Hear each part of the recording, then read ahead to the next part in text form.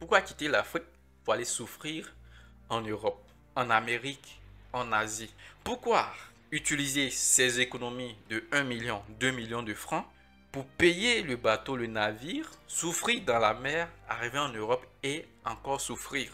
Pour moi, c'est carrément illogique. C'est pas réfléchi. Je ne sais pas qui vous vend ces rêves, mais vous devez savoir maintenant que ce rêve est réellement un rêve. Ça n'existe pas. On vous vend du rêve, vous n'êtes pas obligé de l'acheter. L'Afrique est le berceau de l'humanité. L'Afrique regorge les plus grands potentiels terrestres du monde. L'économie du monde est basée en Afrique. Tout ce qui est technologie que le monde n'a pas encore vu va se passer en Afrique. Mais si vous tous fuyez l'Afrique, comment voulez-vous que l'Afrique soit à ce niveau que tout le monde attend? Que les Africains attendent en particulier.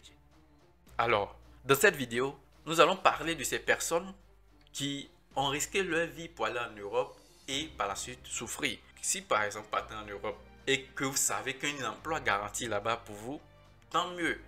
Mais déjà en partant, mais vous partez illégalement. C'est pas sûr qu'il y ait un emploi là-bas pour vous. Donc cela, c'est déjà quasiment éliminé. Si vous voulez voyager, partez dans de bonnes conditions. Vous pouvez prendre le bateau quand vous voulez, mais que ce soit dans de bonnes conditions, dans des conditions légales.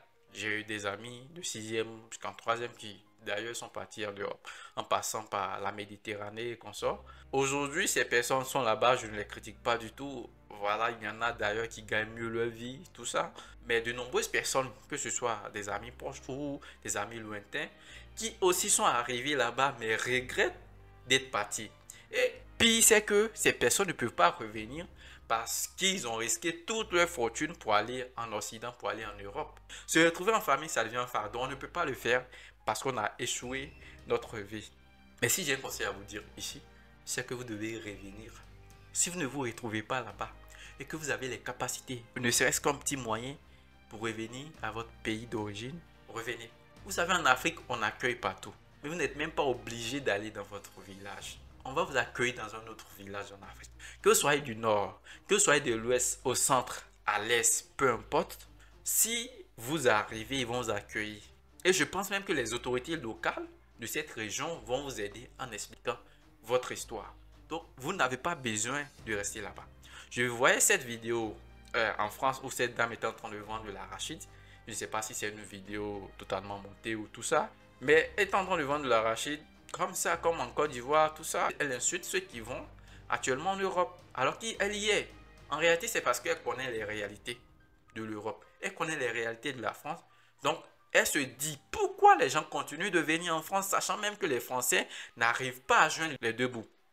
Sachant que les Français serrent leur ceinture. Le message que je veux porter, je veux apporter à chaque Ivoirien, à chaque Africain, c'est que nous avons le plus beau continent. Nous avons ce continent qui a tout. Nous avons les plus intellectuels du monde. Les Africains qui ont enseigné en Europe, qui enseignent aux États-Unis jusqu'à aujourd'hui. Oui, on n'est pas dans de meilleures conditions au niveau des écoles, tout ça. Mais quand même, malgré cela, on arrive à sortir de là et aller enseigner le blanc qui nous traite de, je sais pas, ce que vous savez là. En réalité, ce sont eux qui le sont. C'est pas nous. Je vais essayer de faire, je ne sais pas si j'ai les moyens de le faire. Mais je crois que si on est déterminé, avec l'aide de Dieu, on va le faire. En dessous de la description de cette vidéo, je vais mettre mon contact WhatsApp pour la première fois. Pour ces personnes qui voudraient revenir dans leur pays d'origine, en Afrique, en particulier les Ivoiriens, mais cela n'empêche que vous soyez burkinabé ou peu importe ce que vous voulez, vous allez m'écrire sur WhatsApp. Et moi, à mon niveau, je vous le dis, je ne suis personne.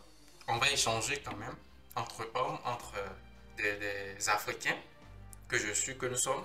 Par la suite, je pense que je saurai à qui m'adresser pour qu'on puisse trouver une solution pour vous.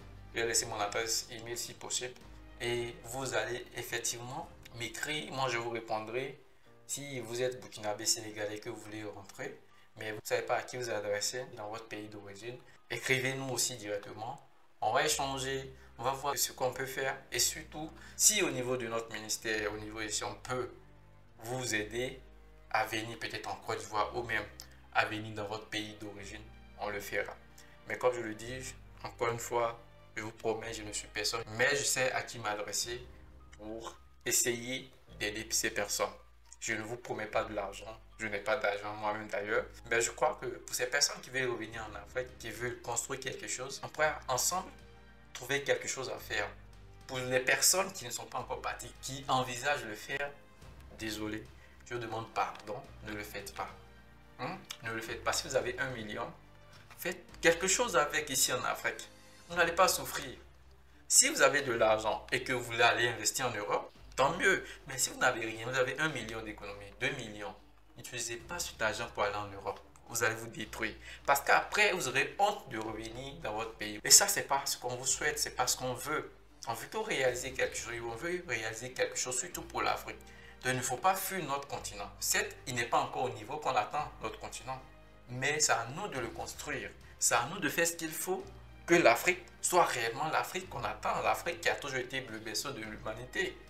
Donc, je vous demande pardon. Pour des personnes qui ne sont pas encore parties, qui ont un peu d'économie. Vous pouvez, il y a des entrepreneurs, il y a de grands hommes ici en Afrique ou en Côte d'Ivoire, peu importe, qui pourraient vous aider à lancer un business à partir de 500 000. 500 000, c'est trop. Ou bien vous avez honte de marcher dans la rue ou même de vendre dans la rue. Non. Quand on sait où on est quitté, quand on sait ce qu'on veut, on ne peut pas avoir honte de faire ces choses. Oui, hein?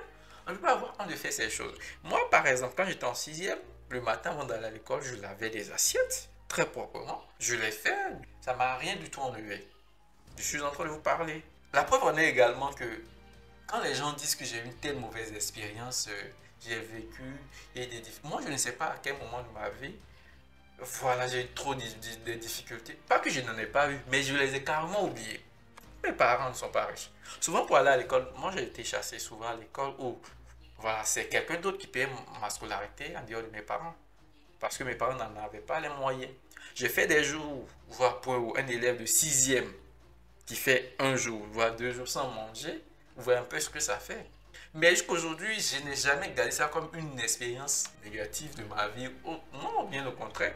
Ça permet aujourd'hui de comprendre certaines choses. Aujourd'hui, par exemple, si je dois faire un jeûne, bon, un jeûne d'un jour, ça ne me dit pas grand chose parce que quelque part, hier, je me suis formé à ça. Bon, Dieu pardonne. Bon, c'est juste pour dire qu'aujourd'hui, je peux faire toute la journée sans manger, puis ça ne me dit rien du tout. Et je suis habitué. Et puis, ce qui est triste, c'est que le fait de me former à ça, depuis la classe de 6e, pas parce que je me suis formé, parce que je n'en avais pas. Jusqu'en seconde, première terminale, je vais à l'école à 6h, 7h. Je ne mange pas jusqu'à ce que je revienne à la maison à 19h. Je ne bois pas du tout de l'eau. Et ça a été comme ça, même à l'université.